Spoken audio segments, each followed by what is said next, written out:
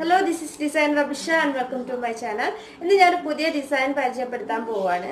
അതിനു മുമ്പായിട്ട് first time ആണ് നിങ്ങൾ എൻ്റെ ചാനൽ കാണുന്നുണ്ടെങ്കിൽ തീർച്ചയായിട്ടും എൻ്റെ ചാനൽ സബ്സ്ക്രൈബ് ചെയ്യാം. എൻ്റെ ചാനലിൽ വരുന്ന കണ്ടന്റ്സ് ഇതൊക്കെയാണ്. പുതിയ ഡിസൈൻസിനെ ഇൻട്രൊഡ്യൂസ് ചെയ്യാം.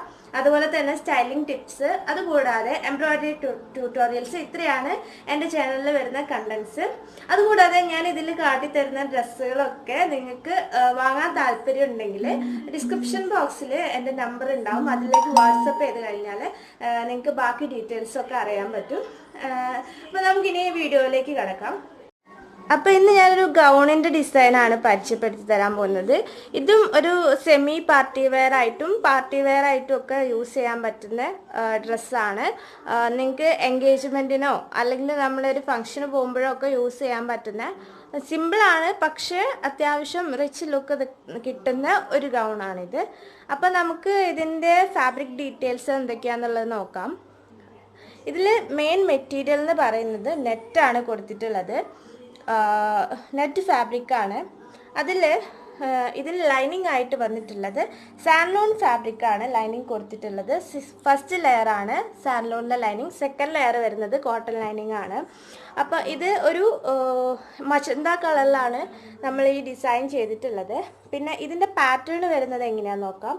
പാറ്റേൺ ഡബിൾ അംബ്രല്ല കട്ടിലാണ് ചെയ്തിട്ടുള്ളത്. അതായത് ഇതിന് അത്യാവശ്യം നല്ല രീതിയിൽ ഫ്ലെയർ ഉണ്ട്, നല്ലോണം ലെയർ ആയിട്ട് താഴെ ഫ്ലെയർ ഉണ്ട്. അപ്പോൾ ഡബിൾ അംബ്രല്ല കട്ടിലാണ് നമ്മളിത് ചെയ്തിട്ടുള്ളത്. യോക്കിലേക്ക് പോവുകയാണെങ്കിൽ നോർമൽ യോക്ക് കട്ടാണെങ്കിലും ഒരു ബോൾസ് വെച്ചിട്ടുള്ള ഒരു ഡിസൈൻ ഇതിൽ സെൻറ്ററിലൂടെ കൊടുത്തിട്ടുണ്ട്. സെൻറ്റർ ഓപ്പൺ അല്ല, പക്ഷെ ക്ലോസ്ഡ് ആണ്, പക്ഷേ ബോൾസ് ആഡ് ചെയ്തിട്ടുണ്ട്. ഇനി നമുക്ക് ഇതിൻ്റെ എംബ്രോയ്ഡറി വർക്ക്സിലേക്ക് പോവാം. എംബ്രോയ്ഡറി വർക്ക് മെയിനായിട്ടും യോക്ക് തന്നെയാണ് വരുന്നത്. അത് ഒരു പ്രത്യേക പാറ്റേണിലാണ് വരുന്നത്. ഒരു സൈഡിൽ ഒരു ലെങ്തി ആയിട്ടുള്ള ഒരു മോട്ടിഫും മറ്റൊരു സൈഡിൽ ഇങ്ങനെ ഷോൾഡറിൻ്റെ അവിടെ നിന്ന് ഇറങ്ങി വരുന്ന കുറച്ച് എലാബറേറ്റ് ആയിട്ടുള്ള മോട്ടിഫുമാണ് കൊടുത്തിട്ടുള്ളത്.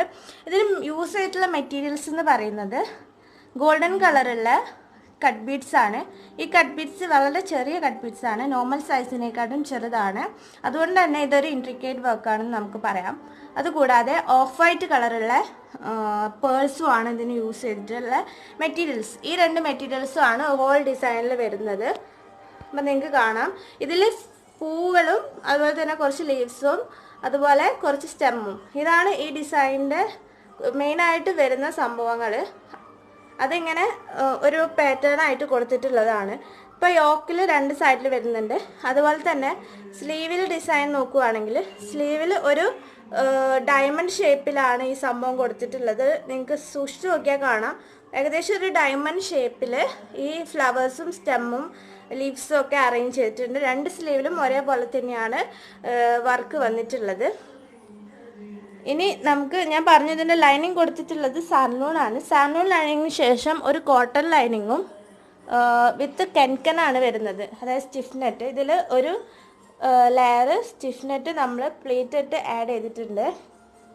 നിങ്ങൾക്ക് കാണാം.